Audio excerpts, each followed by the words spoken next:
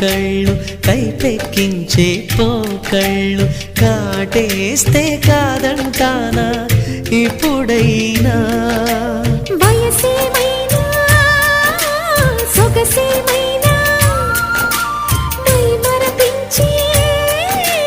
మనసేమైనా నవ్వు నవరాత్రి నీ కోసం తీసుకువస్తున్నా మైనా ఏమైనావే మన్మథ మాసం అయినా ఎంతైనా ఇది మెత్తని మోసం